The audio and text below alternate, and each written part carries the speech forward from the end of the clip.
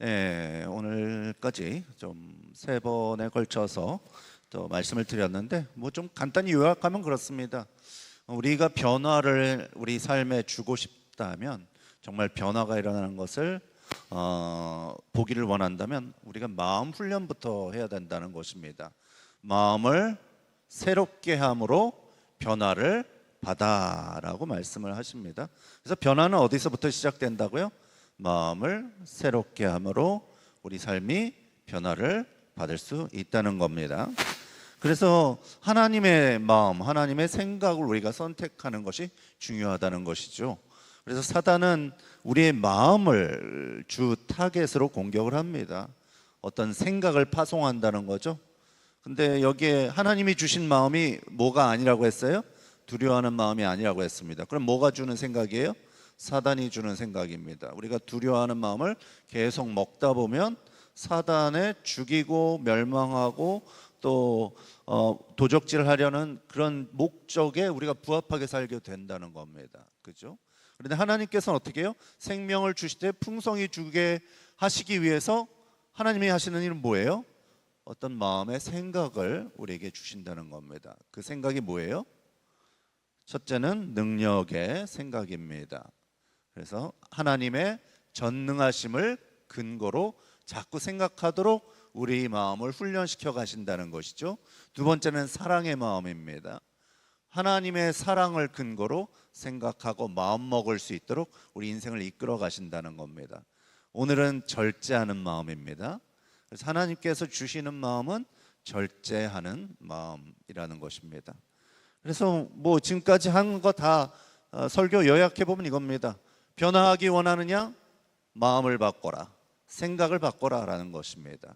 하나님의 마음, 하나님의 생각을 품어라라는 것입니다. 하나님의 사랑의 마음을 품으면 그분의 사랑의 마음으로부터 샘솟는 사랑이 우리 삶에 넘치게 될 거고요. 그리고 그분의 능력의 마음, 그분의 전능하심을 근거로 생각한다면 그분의 전능하심이 우리 삶에 풀어지게 될 겁니다. 오늘은 절제하는 마음에 대해서 살펴보겠습니다. 이 절제한다라는 말을 헬라어로 살펴보면 소조 프라우라는 단어로 되어 있습니다. 근데 소조는 뭐냐면 구원하다라는 뜻이고요. 프라우라는 뜻은 뭐냐면 묶고 통제한다라는 뜻입니다. 그래서 소조 프라우, 절제하다라는 마음을 이렇게 해석할 수가 있을 것 같아요. 그럼 띄워주시겠어요? PPT를. 예, 절제하는 마음을 이렇게 원어를 살펴보면 이렇게 해석할 수가 있겠습니다. 함께 읽어보시겠습니다. 시작. 하나님께서 구원하신다는 것을 적극적으로 생각하고 그 구원의 생각으로 두려움과 염려를 묻고 통제하는 마음, 이것이 절제하는 마음이라고 말씀드릴 수 있겠습니다.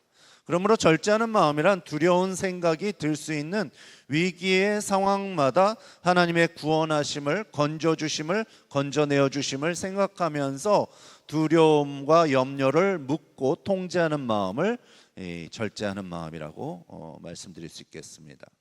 자, 그러면 이 예를 한번 말씀드릴게요. 마태복음 5장 25절부터 34절까지 말씀입니다. 마태복음 5장 25절부터 34절까지 말씀 함께 읽어보시겠습니다. 시작. 12해를 혈루증으로 알아온 한 여자가 있어 많은 의사에게 많은 괴로움을 받았고 가진 것도 다 허비하였으되 아무 효험도 없고 도리어 더 중하여지던 차에 예수의 소문을 듣고 무리 가운데 끼어 뒤로 와서 그의 옷에 손을 대니 이는 내가 그의 옷에서만 손을 대어도 구원을 받으리라 생각함일러라. 이에 그의 혈루 근원이 곧 마름에 병이 나은 줄을 몸에 깨달으니라. 예수께서 그 능력이 자기에게서 나간 줄을 곧 스스로 아시고 무리 가운데서 돌이켜 말씀하시되 누가 내 옷에 손을 대었느냐 하시니 제자들이 여짜오되 무리가 에워싸미는 것을 보시며 누가 내게 손을 대었느냐 물으시나이까 하되 예수께서 이 일 행한 여자를 보려고 둘러보시니 여자가 자기에게 이루어진 일을 알고 두려워하여 들며 와서 그 앞에 엎드려 모든 사실을 여쭈니 예수께서 이르시되 딸아 내 믿음이 너를 구원하였으니 평안히 가라 내 병에서 놓여 건강할지어다. 아멘. 자, 여기서 이 재밌는 장면이 나옵니다. 예수님께서 가시는데 아무튼 예수님에게는 치유하시는 능력이 굉장히 많이 나갔죠. 그래서 예수님께서 병자를 많이 고치셨습니다. 그래서 이게 소문이 나서 병자들이 막 예수님을 쫓아다니면서 어떻게라도 예수님 옷깃이라도 잡아보려고 애를 씁니다. 그죠? 그래서 수많은 사람이 막 예수님을 막 밀기도 하고 옷깃을 잡기도 하고 다 터치를 하는데, 근데 예수님이 좀 재밌는 말씀을 하십니다. 뒤돌아보시면서 누가 내 옷을 만졌다, 누가 나를 만졌다 그러십니다. 제자들이 기가 막히죠. 지금 예수님 수백 명 수천 명이 예수님을 다 만지고 있는데 누가 만지다니요. 근데 예수님이 수많은 사람이 만졌지만 예수님에게 인지되는 만짐은 딱 한 명이었습니다. 누구냐? 혈류병 걸린 여인이었습니다. 그리고 예수님이 다른 복음서에 이렇게 말씀하시죠. 내 능력이 나로부터 나갔다라고 말씀하세요. 그래서 수많은 사람이 옷깃을 만졌는데 예수님의 능력이 나가도록 만든 사람은 딱 한 명, 혈류병 여인이었습니다. 그 혈류병 여인이 어떤 차별점이 있었을까요? 한번 그것을 알아보겠습니다. 이 혈류병이란 걸 설명을 드리면요, 이런 겁니다. 1년 365일 생리가 계속되는 병입니다. 예, 끔찍하죠? 예, 제가 걸려보지 않아서 모르지만 제 딸들이 그런 그날이 되면 되게 불편하죠. 예, 불편합니다. 근데 이게 1년 365일 계속되는 병이 혈루병이에요. 시도 때도 없이 그 생리가 계속되는 겁니다. 12년 동안 걸려 있었대요, 이거를. 예. 그래서 이 혈루병 걸린 여인의 스토리를 보면, 이야기를 보면 의사를 막 찾아다니다가 이 혈루병 걸려서 12년 동안 의사를 찾아다니다가 가산을 탕진했답니다. 그래서 질병에 고생했을 뿐만 아니라 그 질병으로 말미암아 가산도 탕진해서 가난에 빠졌습니다. 파산했다는 뜻이죠. 주변에 보면 이런 뉴스가 있죠. 오랫동안 질병에 걸려서 건강도 재산도 다 잃고 가족들도 서로 관계가 깨지고 이런 이야기들이 있죠. 그런 사람들이 있습니다. 아마 이 혈루병 걸린 여인이 그런 상황이 아니었을까 싶습니다. 자, 그런데 이 여인이 예수님께서 그 마을에 나타났다는 소식을 듣습니다. 그리고 예수님이 손을 대시면 나음을 잇는다라는 소식을 듣고 이 여인이 예수님을 만지기로 결정했습니다. 근데 수많은 사람이 만졌죠. 근데 나음을 입은 사람은 누구뿐이었어요? 혈루병 걸린 여인뿐이었습니다. 차별점이 뭐였습니까? 여기 본문 말씀에 보면 이런 얘기가 나옵니다. 내가 예수님의 옷깃만 잡아도 나음을 입을 거야 라는 생각으로 자기 마음을 채웠다는 겁니다. 차별점이 뭐예요? 생각이었습니다. 생각. 다른 사람은 그냥 미신적으로 예수님을 만졌을 뿐이고 혈루병 여인은 그 생각이 달랐어요. 내가 예수님의 옷깃을 잡아도 그 예수님의 옷깃으로부터, 예수님으로부터 치유의 능력이 나를 감싸고 회복시킬 거야 라는 생각을 했다는 겁니다. 이게 수많은 군중과 혈루병 여인의 차별점이었다는 겁니다. 그래서 혈루병 여인은 예수님의 옷깃을 잡을 때 예수님으로부터 치유의 능력이 흘러 들어와서 자신의 자궁을 터치하고 만지고 나음을 입게 할 거라는 생각과 믿음을 가졌습니다. 이게 차별점이었다는 거죠. 그리고 그 생각대로, 그 믿음대로 그 옷깃을 통해, 예수님의 옷깃을 통해 하나님의 구원의 능력은 그녀의 자궁 속으로 흘러 들어와 그를 낫게 했습니다.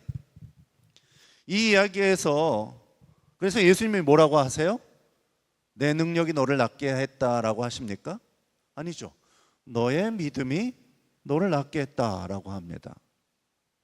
혈루병 여인의 차별점은 그의 믿음이었습니다. 생각이었습니다. 예. 예수님의 능력은 공평합니다. 예수님의 능력은 전능합니다. 근데 우리 삶의 차별점을 만드는 건 뭐예요? 마음에 무슨 생각을 품고 있느냐입니다.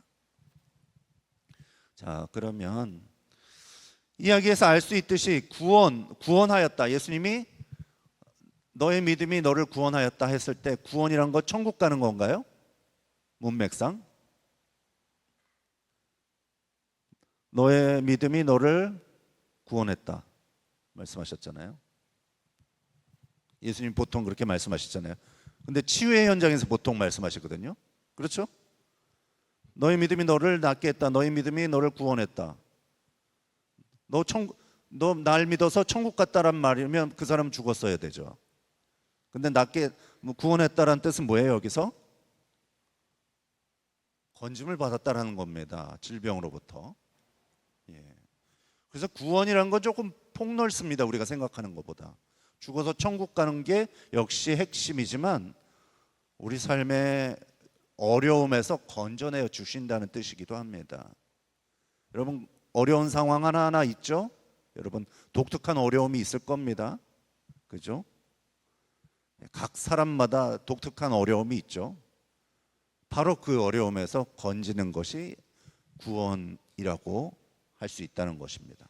자, 구원의 생각을 한번 보겠습니다. 함께 읽어보시겠습니다. 시작. 우리 삶을 망치려고 찾아오는 온갖 종류의 질병, 재난, 가난, 파괴, 정신병 등의 모든 종류의 파괴적 세력으로부터 하나님께서 건지실 것을 신뢰하는 생각, 이것이 구원의 생각이라는 겁니다. 혈루병 여인이 바로 그 생각을 가졌다는 것입니다. 그 생각이 차별점을 가져왔어요. 여러분도 차별점이 있는 사람이 되기를 바랍니다. 여기에 수많은 청년은 아니지만 몇몇 청년이 앉아 있습니다. 네. 그러나 여러분 차별점이 있는 사람이 될 수가 있어요. 여러분 구원의 생각을 가지십시오. 예수님을 내 옷깃, 이 자리에 계신 예수님의 옷깃을 내가 붙들기만 해도 나를 건지시는 예수님의 능력이 내 삶에 들어와 나를 건지실 거야 라는 차별적인 생각을 하시기 바랍니다. 여러분 삶에 차별점을 만드는 사람은 바로 여러분입니다. 자, 성경은 예수님을 믿는 사람들이 어떤 어려움도 당하지 않을 거라고 말씀하지는 않으셨습니다. 믿는 사람들에게도 가난, 질병, 또 모든 정서적인 어려움 등 이런 어려움이 다가옵니다. 그런데 믿는 사람들이 정말로 달라야 하는 것은 이것입니다. 생각입니다. 보통 사람들이 어려움 속에서 비극적인 결과를 예상하죠. 그것을 두려움이라고 합니다. 이 어려움과 파괴적인 세력으로 인해 자신이 희생자가 되고 망쳐지리라고 생각합니다. 하지만 오늘 말씀에서는 우리가 구원의 생각을 품을 때는 바로 이때라고 말씀하십니다. 우리에게 위기가 찾아왔을 때, 우리에게 우리의 힘으로 극복하기 어려운 어떤 파괴적인 힘이 우리를 짓누르고 있을 때 하나님께서 우리를 구원하시고 건져내시리라고 믿는 그 생각을 품는 것이 구원의 생각이고, 이 구원의 생각이 나의 삶에 차별점을 가지고 옵니다. 그리고 그 믿음의 생각, 그 구원의 생각이 우리 삶에 하나님의 구원하시는 능력, 건지시는 능력을 풀어놓는다는 것입니다. 제가 수원에서 부목사로 있었을 때입니다. 그때 송구의 영신 예배 바로 전에 어떤 문자 메시지, 어떤 집사님으로부터 문자 메시지를 받았습니다. 어떤 집사님의 따님이 원인 모를 심각한 알러지에 걸려서 온몸에 두드러기가 났다고 알려져 왔습니다.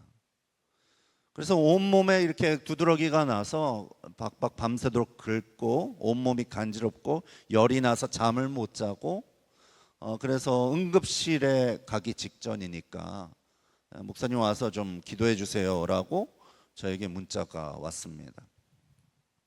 그 집사님 댁을 찾아갔을 때 그 집사님은 눈이 퉁퉁 붓도록 울고 계셨습니다. 그 심각한 알러지로 인해 따님의 인생이 망쳐지리라고 밤새 걱정하며 울고 계셨던 것입니다. 따님의 인생이 파괴될 것을 걱정하고 있었습니다. 저는 물론 따님이 요청대로 따님을 질병에서 건진받도록 안수하고 기도를 했습니다. 그리고 나서 더 중요한 일을 했습니다. 오늘 말씀 주제가 뭐예요? 생각을 바꾸는 게 변화의 출발점이라고 했습니다. 그래서 그 생각을 바꾸도록 말씀을 드렸어요. 하나님께서 따님을 질병으로부터 건지시는 구원의 하나님이시니까 그 구원의 생각, 치유의 생각, 건지시는 생각을 품으시라고 말씀을 드렸습니다. 그리고 집사님은 그 생각을 바꾸시기로 결정을 하셨습니다. 그리고 나서 며칠 후에 저는 집사님으로부터 따님이 알러지로부터 완전히 치유되어 더 이상 병원에 가지 않아도 된다는 아주 기쁜 소식을 듣게 되었습니다. 그리고 한 1년 전쯤에 문자 메시지를 받았어요. 그 따님이 서울대 공대에 들어갔다고 막 자랑을 막 저한테 막 자랑질을 막 하시더라고요. 그러면서 그 이후로 알러지에 한 번도 괴로움을 받은 적이 없었다라고 자랑을 하셨습니다. 저의 오늘 성경 말씀에 의하면 저의 능력이 따님을 치유한 게 아니에요. 뭐가 치유했어요? 생각이 치유했습니다. 집사님이 생각을 바꿔 먹으신 겁니다. 아멘. 능력은 하나님께 있습니다. 그분은 능력이 충만하십니다. 그런데 생각을 바꾸고 마음을 바꾸는 사람에게 그 능력이 흘러갑니다. 고린도후서 1장 10절 말씀 함께 읽으시겠습니다. 고린도후서 1장 10절 말씀 함께 읽으시겠습니다. 시작. 처럼 큰 죽음의 위험에서 우리를 건져 주셨으니 앞으로도 건져 주실 것이며 또 건져 주시리라 믿습니다. 아멘. 사도 바울의 멘탈에 대해서 알 수가 있습니다. 사도 바울은 도대체 무슨 생각을 하고 살았을까? 사도 바울의 생각은 이거였습니다. 다시 한번 읽어볼까요? 무슨 생각을 하고 살았을까? 한번 읽어볼까요? 시작. 하나님이 그처럼 큰 죽음의 위협에서 우리를 건져 주셨으니 앞으로도 건져 주실 것이며 또 건져 주시리라 믿습니다. 건져 주신다는 말이 말 그대로 구원입니다. 구원. 동의어입니다. 자, 이 본문 말씀에서 사도 바울의 마음을 지배하고 있었던 생각을 알 수가 있습니다. 바로 구원의 생각이었습니다. 사도 바울의 인생에서도 이제는 꼼짝없이 죽었다라는 어떤 생각이 들 정도의 어떤 위험과 파괴가 찾아올 때가 많았죠. 그런데 사도 바울이 품은 생각을 보십시오. 그의 생각은 이것이었습니다. 하나님께서 그동안 그처럼 큰 죽음의 위험에서 우리를 건져주셨으니 앞으로도 계속적으로 건져주실 것입니다. 그리고 또 건져주시라고 믿습니다. 사도 바울의 마음은 구원의 생각으로 가득 차 있었습니다. 그 생각의 결과를 한번 살펴볼게요. 사도 바울에게는 구원의 생각이 가득 차 있었으니까 구원의 능력이 흘러갔어요. 사람들이 사도 바울의 손수건을 가져다가 심각한 질병에 걸려있는 사람에게 얹으면 어떻게 됐어요? 그 질병이 떠나갔습니다. 와, 요즘도 그런 일 있으면 진짜 재밌을 것 같아요. 이천동교회 그런 일이 막 일어나면 얼마나 재밌겠습니까? 신앙생활이. 그런 일이 일어났습니다. 그리고 또 사도 바울이 멜리데 섬이라는 곳에 갔는데 원주민들과 식사를 했습니다. 근데 멜리데 섬에서 식사를 했는데 원주민들이 이제 사도 바울을 지켜보고 있었는데 갑자기 앞에 모닥불이 있었습니다. 모닥불에서 독사가 확 튀어나왔어요. 그리고 사도 바울을 물었습니다. 맹독을 가진 독사가. 그랬더니 이제 섬 원주민들이 사도 바울을 보고 이렇게 얘기합니다. 저 인간은 저주받은 인간이야. 큰 악을 행하다가 이제 하나님이 신이 심판하셔가지고 독사에 물렸다. 곧 죽겠지라고 얘기를 합니다. 근데 시간이 지나고 뭐 1시간, 2시간, 3시간, 4시간 걸러도 멀쩡하게 모닥불을 쬐면서 식사를 맛있게 하니까 그들의 평가가 달라졌습니다. 이 사람은 신이다 로 바뀌었어요. 뭐 그 말이 맞는 건 아니지만, 그러니까 맹독이 몸에 들어갔는데도 아무 이상이 없었습니다. 사도 바울은 구원의 능력, 치유의 능력으로 가득 찼습니다. 왜냐하면 구원의 생각이, 그의 멘탈이 구원의 생각으로 가득 차 있었기 때문입니다. 오늘 이 자리에 여러 가지 어려운 상황 가운데 계신 분이 있습니까? 여러분, 하나님의 능력은 공평합니다. 여러분에게 열려 있습니다. 저에게 전능하신 하나님은 여러분에게도 전능하십니다. 신곤수 집사님에게 전능하신 하나님은 이재용 형제님에게도 전능하십니다. 하나님은 차별하지 않으십니다.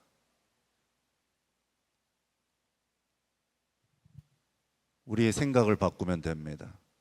여러분의 차별점은 여러분 스스로 만드시면 됩니다. 가난, 질병, 괴로움, 인생의 무의미, 무기력, 우울증 등의 세력으로부터 괴롭힘을 받는 사람이 있습니까?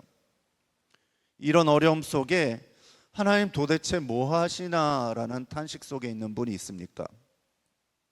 하나님 하시고 계신 일을 말씀드릴게요.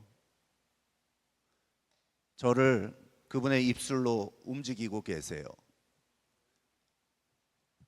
저를 그분의 입으로 사용하시면서 움직이고 계시고요. 여러분의 생각을 바꾸도록 설득하고 계십니다. 그게 여러분의 인생을 바꾸는 길이기 때문입니다. 아멘. 하나님께서 오늘 아주 중요한 일을 하고 계십니다. 바로 이 말씀을 통하여 여러분의 생각을 바꾸고 계십니다. 구원의 생각으로 여러분의 마음을 채우시기 바랍니다. 하나님께서 여러분을 건져내시는 분입니다. 하나님께서는 위대한 구원자가 되어 주십니다. 이 생각을 통해 하나님의 위대한 구원의 능력은 여러분의 삶에 풀어질 것입니다. 아멘.